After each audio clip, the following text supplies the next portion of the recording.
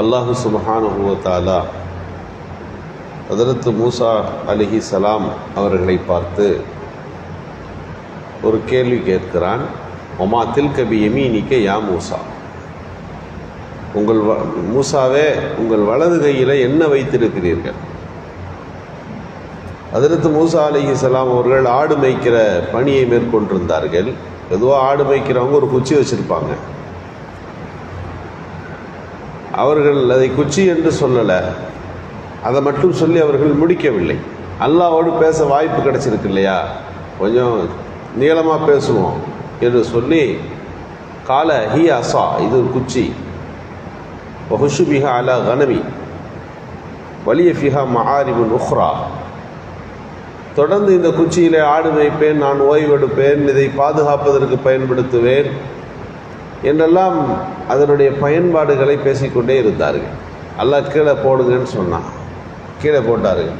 அது பாம்பாக மாறிவிட்டது. ஒரு பெரிய பாம்பாக அது மாறி இருக்கிறது. பாம்பை கண்டால் எல்லாருக்கும் பயம்தானே. பாம்பை கண்டு பயப்படாதவர்கள் யார்?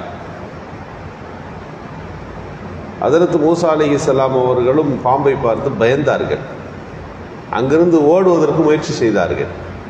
அல்லாஹ் சொன்ன அதை பிடிங்கன்னா பிடிங்க. கஷ்டப்பட்டு அதை பிடித்த போது அது பாம்பு அப்படியே அது குச்சியாக மாறியது என்று திருக்குரானில் ஹஜ்ரத் மூசா அலைஹிஸ்ஸலாத்தினுடைய கைத்தடி பற்றி அல்லாஹ் பேசுகிறான். இதை தெரிந்து கொண்ட ஃபிரௌன் என்ன செஞ்சான்னா, இது ஒரு பெரிய சூனியம் மாதிரி தெரியுது அப்படின்னு விளங்கி வைத்திருந்தான். ஹஜ்ரத் மூசா அலைஹிஸ்ஸலாம் ஃபிரௌனுடைய அவைக்கு போய் அல்லாஹ்வை அறிமுகப்படுத்துகிறார்கள்.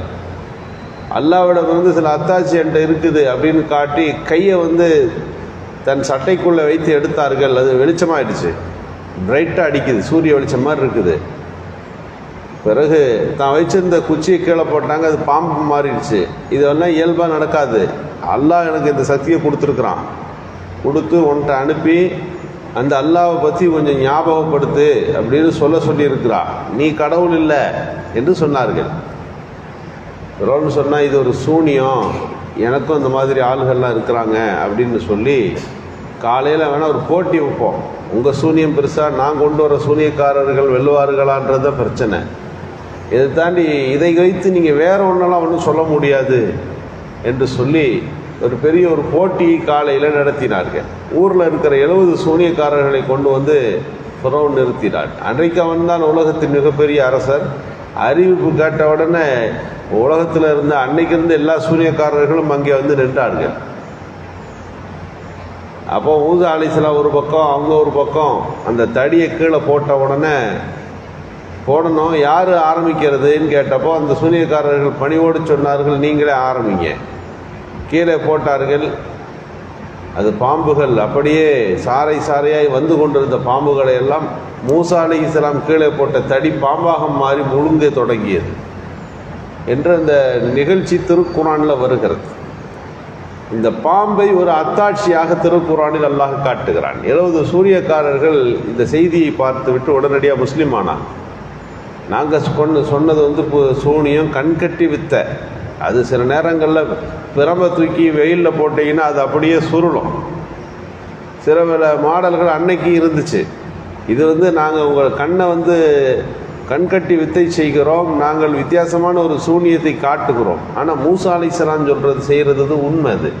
அது உண்மையாக பாம்பாக தான் நிற்கிது அந்த இடத்துல என்று அவர்கள் ரெண்டுக்குமான வித்தியாசத்தை புரிந்து உடனடியாக அவர்கள் எல்லாம் இஸ்லாத்துக்குள்ளே வந்தார்கள். அத்தாட்சியாக இந்த குர்ஆனில் பாம்பு வருகிறது. பொதுவாக விஷ ஜந்துக்களில் அடிக்க வேண்டும் என்பது ரசூலுல்லாஹி ஸல்லல்லாஹு அலைஹி வஸல்லமுடைய சொல். ஒரு 7 பொருள் இருக்குது.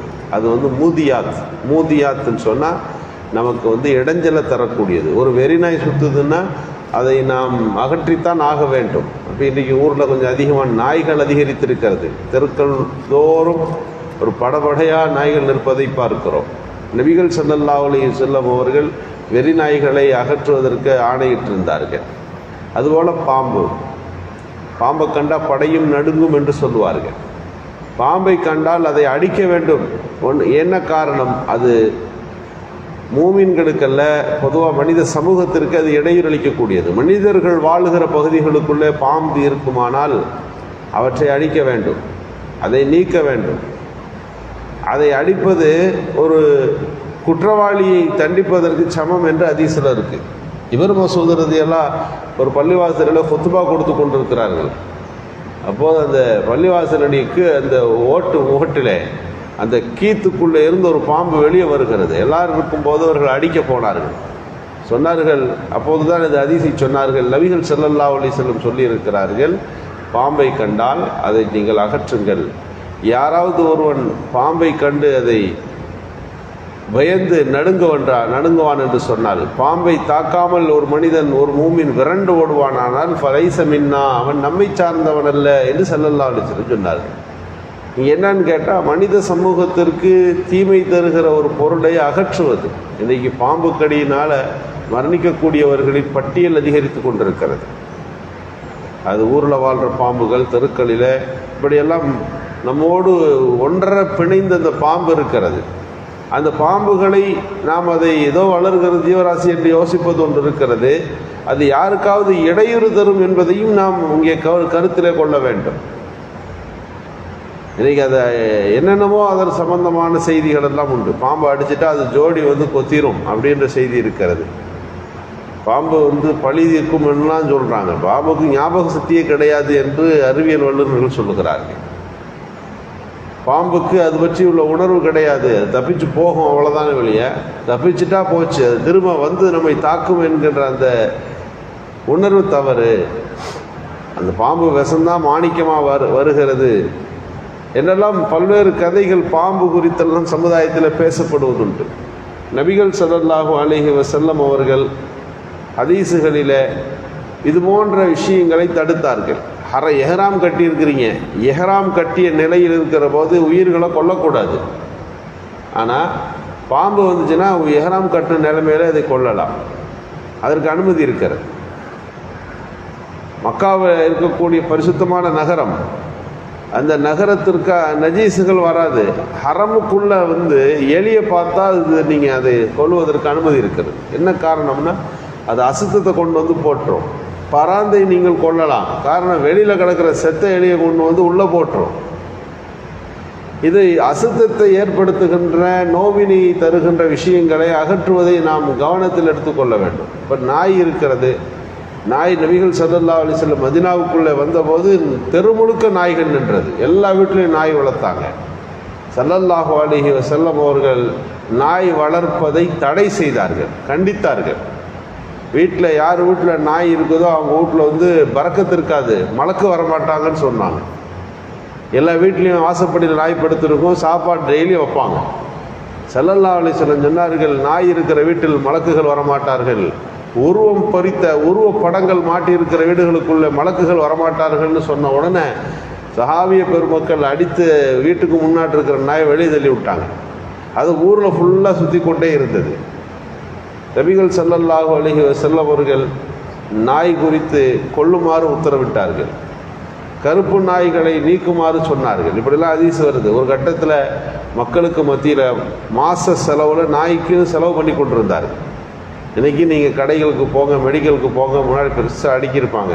இது என்னன்னு எடுக்கப்பட, இது உங்களுக்குள்ளதில் நாய் சார்ந்து வளர்ப்பவர்களுக்கான செல்லப்பிராணிகளுக்கான உணவு என்று சொல்லுவார்கள். அதுக்குன்னு பிஸ்கெட் இருக்குது, அதுக்குன்னு சோப்பு இருக்கிறது. மனிதர்களுக்கு பயன்படுத்துகிற அத்தனை பொருளும் ஒரு பெரிய பட்ஜெட். இன்றைக்கு ஐரோப்பிய நாடுகளில், சில இஸ்லாமிய நாடுகளில் அதற்கு முக்கியத்துவம் தந்து அதை வளர்ப்பதை பார்க்கிறோம். அதில் இருக்கக்கூடிய சில கிருமிகள், அதனால் ஏற்படக்கூடிய, தொடர்ந்து நாய் வளர்த்தாருன்னா அவருக்கு என்னென்ன பாதிப்புகள் உண்டாகும் என்று இன்றைக்கு அறிஞர்கள் சொல்லுகிறார்கள். ஸல்லல்லாஹு அலைஹி வஸல்லம் சொன்னார்கள், உங்கள் பாத்திரத்தில் நாய் வாய் வைத்து விட்டால் அதை 7 தடவை கழுவுங்கள், 7வது தடவை மண் கொண்டு கழுவுங்கள் என்றார்கள். இதா வல்லா அஹதிக்கும் அல் இனா, உங்கள் ஒரு பாத்திரத்தில் வாய் வைக்கும் என்றால் அதனுடைய உண்மையை இன்றைக்கு சொல்லுகிறார்கள். 7 தடவை கழுவி 7வது தடவை மண் கொண்டு கழுக வேண்டும். காரணம் என்ன? அதில் இருக்கக்கூடிய ஒரு கிருமி மண்ணால் மட்டுமே அழிகிறது. இவ்வளவு தூரம் வலியுறுத்தப்பட்டிருக்கக்கூடிய அந்த சில மிருகங்களுக்காக இருக்கக்கூடிய பிரத்யேக பண்புகள். அப்புறம் ரசூலுல்லாஹி ஸல்லல்லாஹு அலைஹி வஸல்லம் மதீனா மக்களுக்கு மத்தியில் நாயின் மீது இருக்கக்கூடிய மோகம் குறைந்த பிறகு பழைய சட்டங்களை எல்லாம் அகற்றினார்கள், கொல்லுதல் என்கிற சட்டத்தை நீக்கினார்கள் என்று ஹதீசுகளில் நாம் படிக்கிறோம். எனவே நம்மை சுற்றி இருக்கக்கூடிய விஷயங்களில் அவைகளை பராமரிப்பது, மற்ற உயிரினங்களை பாதுகாப்பது என்பது நம் மீது வலியுறுத்தப்பட்டிருக்கிற அதே நேரத்தில் இடையூறு தருகிற பொருளாக இருக்கும் என்று சொன்னால், ஒரு மனித சமூகத்திற்கு தீங்கு விளைவிக்கின்ற பொருளாக இருக்கும் என்று சொன்னால் அவற்றை நீக்க வேண்டும் என்பதும் நம் மீது தரப்பட்டிருக்கக்கூடிய பொறுப்புகளாக இருக்கின்றன. அல்லாஹு சுப்ஹானஹு வ தஆலா மார்க்கத்தை புரிந்து கொள்ளுகின்ற நல்ல தௌஃபீக்கை நல்குவானாக. சுப்ஹான்